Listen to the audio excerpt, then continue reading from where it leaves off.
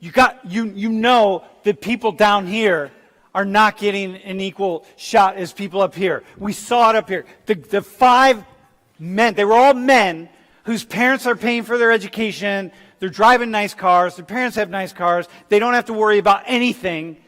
You know that there are, not only that, but they're going to get, their parents have contacts for better internships.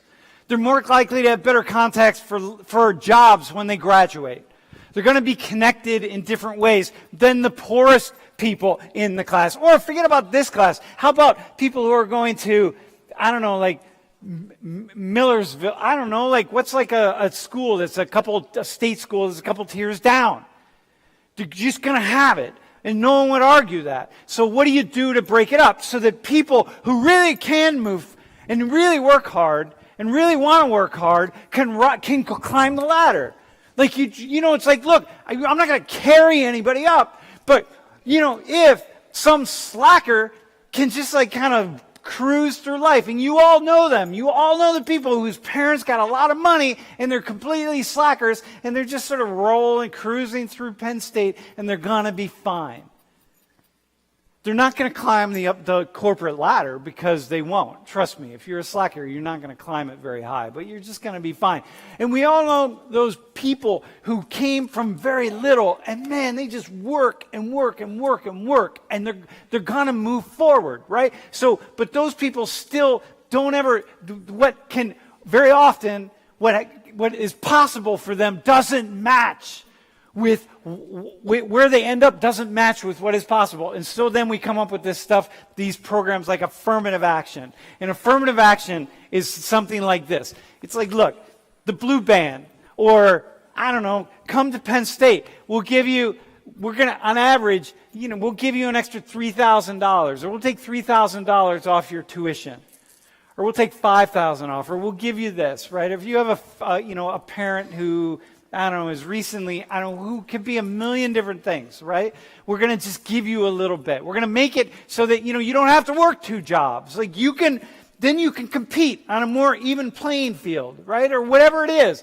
Or we're going to give like flexible standards of achievement. We're going to like make it so that, like, okay, I know, yeah, you didn't jump through the hoops that it looks like everybody else did, but you have all these other skills. And so like, we're going to let you jump. We're going to have you jump through this hoop over here, whatever it is, or any number of affirmative action programs. Affirmative action, these kinds of programs have mostly benefited women more than black and brown people, mostly white women, which means that, straight white guys, like it means for all of us in here, like those of us who are white, our white mothers, are more likely to have been beneficiaries of affirmative action than black and brown people.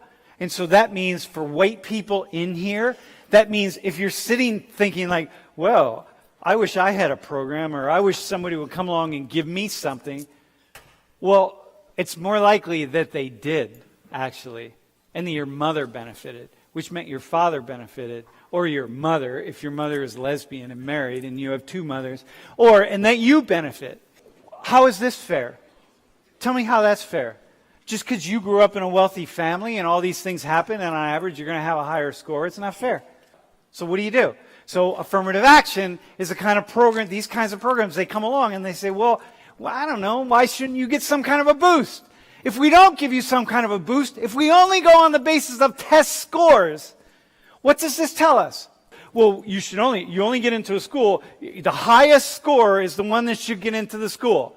Only the highest. And like, I didn't get into my top school. I was going to go in an Ivy League school, but I didn't get in. But, but I have a classmate who's black, or I have a classmate who's Mexican, or I have a classmate who's Vietnamese, got into that Ivy League school that I could have got into, and they had lower scores than I did. Okay, great. Let's just have a system in which it's only about test scores and nothing else. Not a single other thing. That's what we're going to see right there. Rich people, highest scores. And the next generation, rich people, higher scores. And the next generation, rich people, even higher scores. That's what we're going to see. And is that the kind of world you want to live in? For those of you who complain that you didn't get into your school because somebody else did, and everybody has a story, by the way. So I never believe those stories. But whatever the case is, right?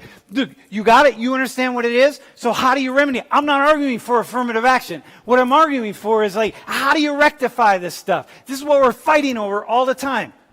The percent of children who will earn more than their parents by their year of birth. You all, it's going down. The likelihood, the percentage of you that will earn more than your parents is less than 50%. How open are you all to any kind of affirmative action program if you think that you got a 50-50 chance of making more money than your parents? Probably not very open, because you start to get nervous. You're like, ah, damn, man. Like, this is not good. Or this, look at this. So discrimination against white people has become as big of a problem as discrimination against black people and other racial and ethnic minorities. The percentage of white people who agree with this, 52% of all white people think that. Look at these two guys. Discrimination, look at him. Look at this guy. Discrimination against him is worse than discrimination against him.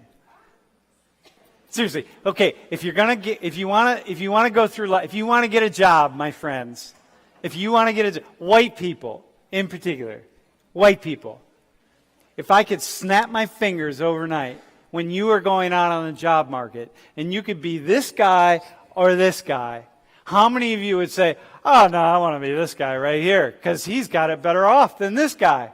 How many? Anybody? It's like, I'm like thinking that is probably not the problem. Or driving down the street, driving back home with the police or whatever the case is. I have no idea, right? 76% of Tea Party people, so these are all the people that really came out like this radical revolution against Obama because, he was a communist, right? 61% of Republicans, 58% of working class, 38% of Democrats, et cetera, right? How many white people, if you're thinking this, are going to be really open to any kind of affirmative action in which we would say, you know what? Oh, we got to rectify this somehow. I'm not sure how to rectify it. We need some kinds of programs in place that would help equalize this a little bit.